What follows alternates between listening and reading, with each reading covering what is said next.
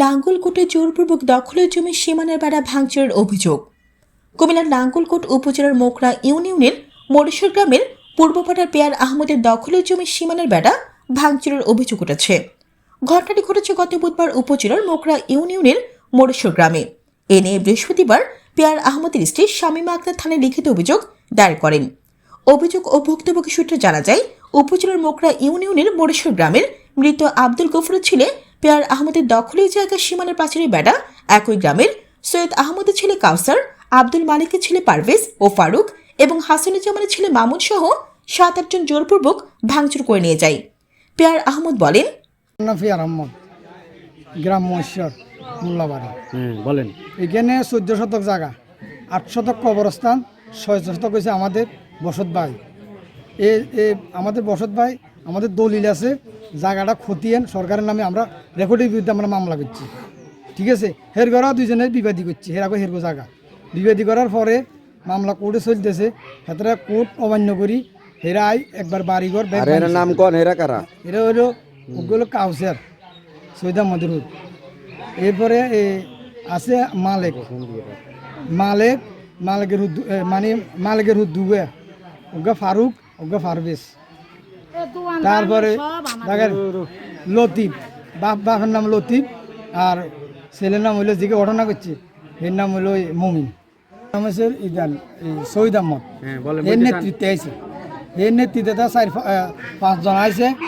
এই পারভেজ, ফারুক, বাপের নাম হচ্ছে মালিক। এরপরে আর গঙ্গাগো আছে। আসসালামু আলাইকুম, আমার নাম শামীমা, আমার স্বামীর নাম পেয়ার আহমদ। আমাদের ভাই হয়েছে মোল্লা ভাই, মহেশ্বর মোল্লা ভাই।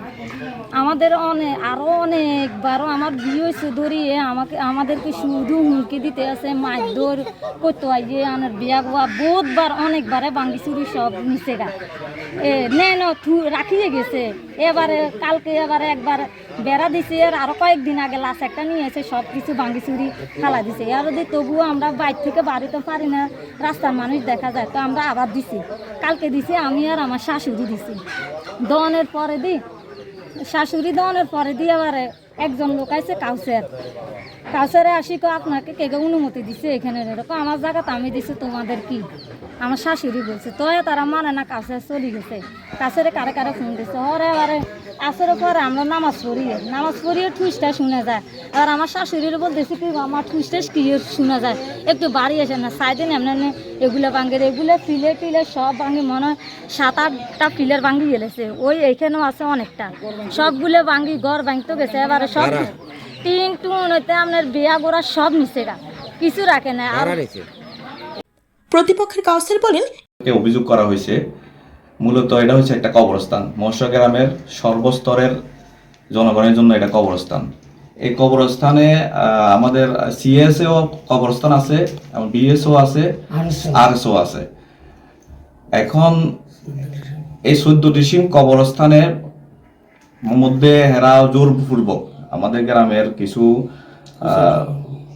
প্রভাবশালী লোক আছে, তাদেরকে উস্কেতেছে এবং জোরপূর্বক এখানে একটা দোকান স্থাপন কইরা দখল করে রাখছে।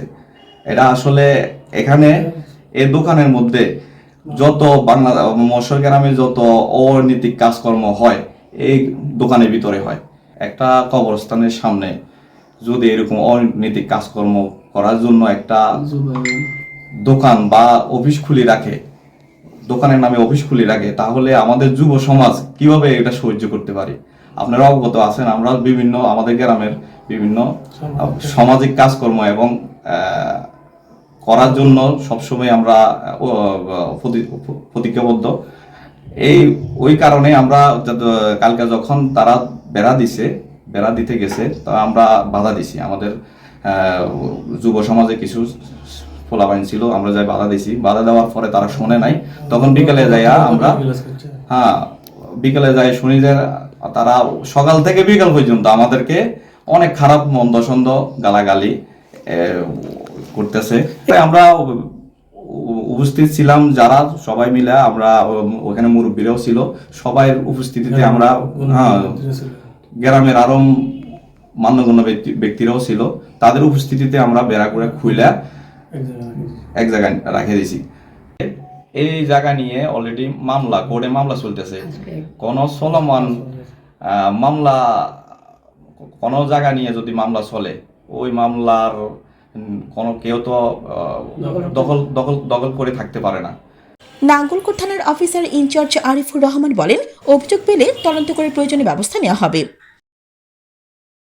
জানাতুল আফসানা, এ নিউজ 24 টিভি।